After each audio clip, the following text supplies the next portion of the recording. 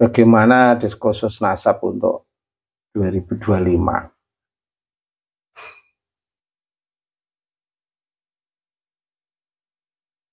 Ya, pada prinsipnya selama pihak Pak Alwi belum menerima tesis Kiai Imad, ya masih berlangsung. Mungkin dari kalangan Habib sendiri, mungkin dari kalangan muhibbin yang nggak nerima, dan semakin tinggi tingkat konfrontasi atau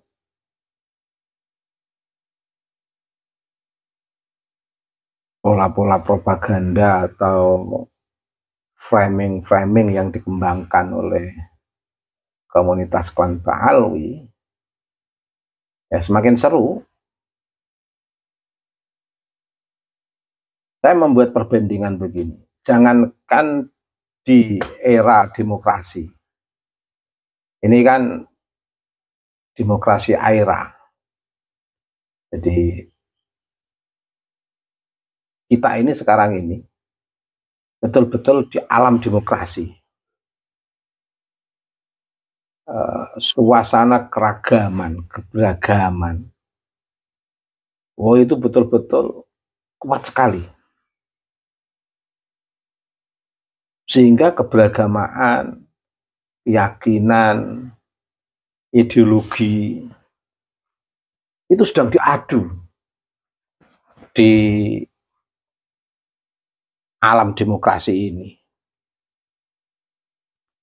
Dan negara cenderung akomodatif. Negara di era demokrasi kan cenderung lebih terbuka, akomodatif, dan tidak melibatkan diri dalam diskursus publik antar warga negara. Asal negara nggak diganggu gitu aja. Kalau negara diganggu mungkin mereka akan bertindak. Nah, tapi kalau sekedar diskursus itu berlangsung secara keilmuan, di situ ada wacana, ada dialektika, ada perdebatan dalam koridor keilmuan, itu saya kira negara malah terhibur ketika capek mikir bagaimana mempotensikan sumber daya alam, sumber daya manusia untuk kemajuan bangsa dan negara. Itu kan tugas pemimpin negara. Kemudian di malam hari ada seliweran sosial media berdebat untuk pengembangan keilmuan, pelurusan sejarah. Itu kan makin menghibur penguasa. Artinya rakyatnya makin pinter-pinter. Melek literasi. Daripada literasi kesejarahan dianggurkan, stagnan, khasanah keislaman itu stagnan, tidak didialektikakan, kemudian terjadi perdebatan, dialektika, itu kan asik, seru. Penguasa jadi senang, karena itu juga menambah keilmuan, menambah khasanah.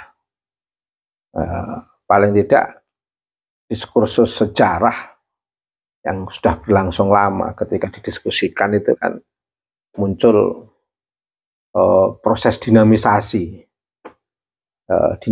sejarah, itu kan jadi menarik, sehingga yang kita tonton tidak hanya film-film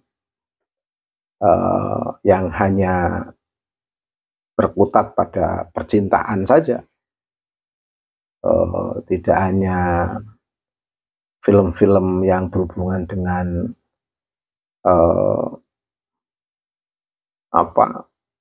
bentuk-bentuk sinetron yang sangat glamor itu, atau cenderung ke arah hedonis, pragmatis, dan materialis itu.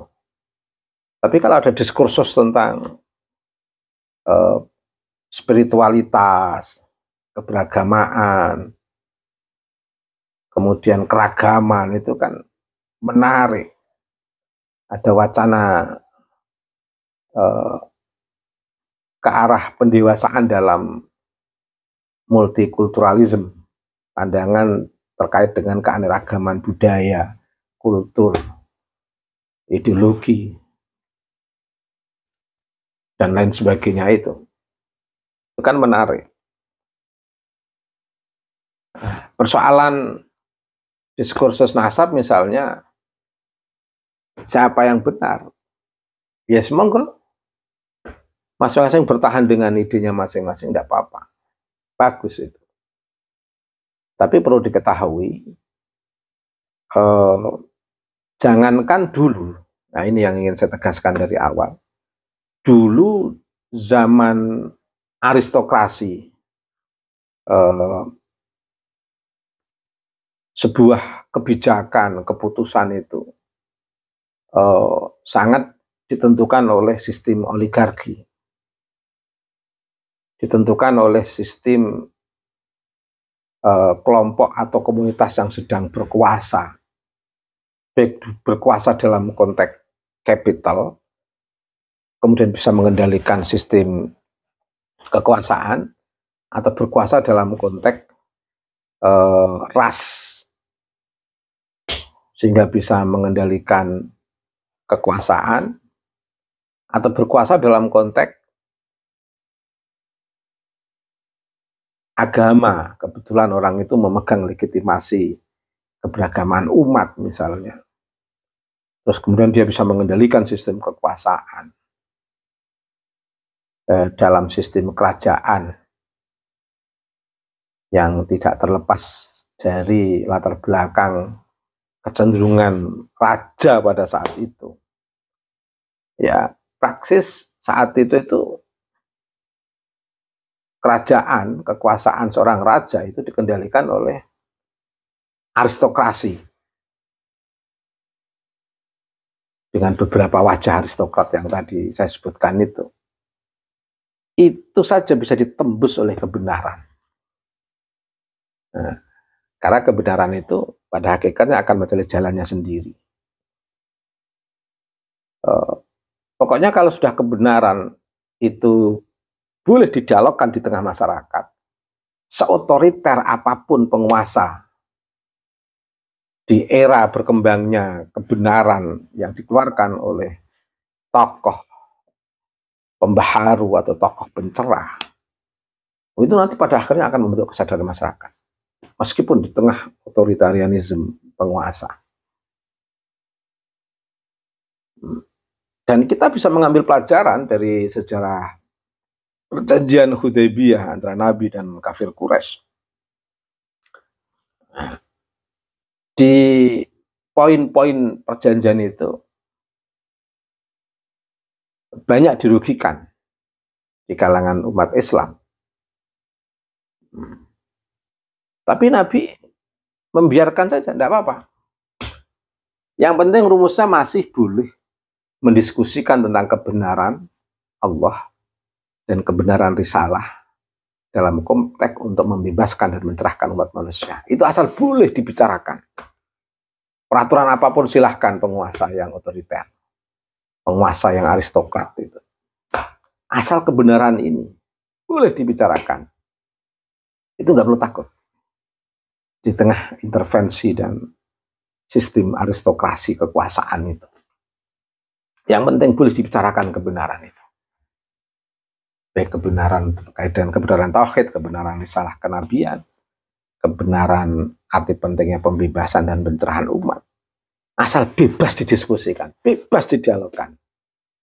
Meskipun penguasanya itu penguasa aristokrat yang sangat didominasi oleh kelompok-kelompok kekuatan tertentu yang sedang kuat di zamannya, ya tembus.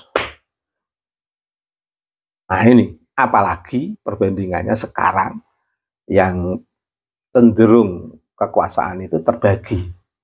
Ada kekuasaan legislatif, ada kekuasaan yudikatif, ada kekuasaan eksekutif, terbagi. Dan sistemnya sudah sistem demokrasi. Dan perkembangan ilmu pengetahuan juga sangat dahsyat sekali. Meskipun juga tidak kalah dahsyatnya muncul perkembangan kapitalisasi semua hal, semua bidang, semua perkembangan itu cenderung dikapitalisasi. Dan tidak kalah maraknya juga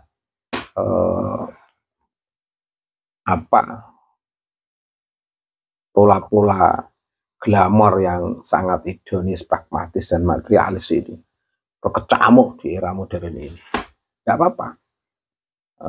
Diskursus asap jalan saja. Di era yang sudah sangat beragam, cenderung terbuka, ini justru lebih akan memudahkan gerakan pembebasan dan pencerahan yang membuka kepalsuan, kedustaan. Ini akan lebih leluasa, bebas untuk berdialektika. Artinya apa? Di era aristokrasi yang saya sebutkan tadi aja, sistem kekuasaan otoriter kalah dengan kebenaran yang bisa didialogkan. Apalagi di era demokrasi sekarang ini, malah lebih memberikan keleluasaan bagaimana mendialogkan kebenaran untuk mencari jalannya sendiri. Artinya apa? Jalan kebenaran di era aristokrasi, sesulit apapun, tetap akan menemukan jalannya. Apalagi jalan kebenaran di era demokrasi yang cenderung lebih longgar, lebih mudah dibanding zaman aristokrasi. Maka kebenaran itu justru akan lebih mudah menemukan jalannya sendiri. Maka tahun 2025, ini menarik. Seperti Buah Simalakama, klan Ba'alwi itu mau melakukan kekerasan, persekusi, alamnya sudah alam demokrasi, nanti malah tambah jatuh. Mau mengimbangi diskursus ilmiah dengan jalur dialektika hasanah keilmuan, sudah datanya sudah lemah sekali. Nah, ini rumit. Kalau di era aristokrasi, mungkin klan Ba'alwi bisa melakukan intervensi lewat penguasa misalnya, atau kekerasan komunal. Bisa kalau di zaman aristokrat. Tapi itu pun asal kebenaran boleh didialogkan, akan menang kebenaran itu. Apalagi di era demokrasi, dan kebenaran boleh didialogkan. Nah, akhirnya kayak Buah Simalakama ini di klan Ba'alwi ini. Mau melakukan kekerasan sudah tidak zamannya, mau melakukan persekusi akan ditertawakan orang, mau mengimbangi dialog keilmuan, betul-betul datanya sangat lemah. Memaksakan diri akhirnya nanti akan jadi tontonan. Mau mundur, mengaku tidak cucu Nabi, sudah terlanjur bersumpah-sumpah, bermubahalah, semangat luar biasa untuk melakukan untuk menentang tesis Kiai Madzuddin Utsman. Tapi tidak apa-apa, biarkan berjalan, asal kebenaran boleh didialogkan. Jangankan di alam yang lebih memberikan keleluasaan dialog seperti dalam demokrasi ini, di era aristokrasi pun kebenaran bisa menemukan jalannya, asal boleh didialogkan. Apalagi di era sekarang ini, pasti lebih asik kebenaran itu, karena akan lebih mudah mencari jalannya dibanding di era aristokrasi. Terus gimana menurut saya untuk posisi klan Ba'alwi? Menurut saya jangan menyerah. Klan Ba'alwi jangan menyerah, kuatkan dialog. Cari data-data yang bisa menjawab tesis Kiai Mat secara akademik. Terus jangan menyerah, pertahankan. Karena kalau menyerah terus kemudian tiba-tiba mengaku tidak sebagai cucu Nabi atas dasar tesis Kiai Imad, dialog ini sudah selesai. Nanti tidak bisa memancing ghirrah atau heroisme studi atau dialektika hasanah pemikiran ilmu keislaman nanti. Jadi teruskan sampai titik nol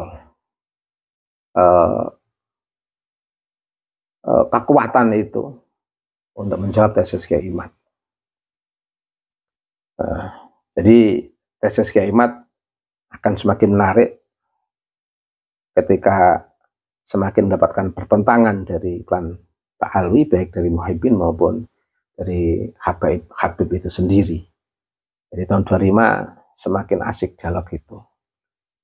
Jangan dihentikan, teruskan. Yang penting jangan ada kebencian, jangan ada kekerasan. Kalaupun misalnya dari klan Pak Alwi mau melakukan kekerasan, sebenarnya sudah sulit untuk dilakukan, persekusi apalagi. Nanti malah memalukan pihak klan Pak Alwi sendiri. Karenanya tetap diskursus ini diisi dengan dialog-dialog yang bersifat ilmiah, itu lebih baik dan semakin menarik. Terima kasih.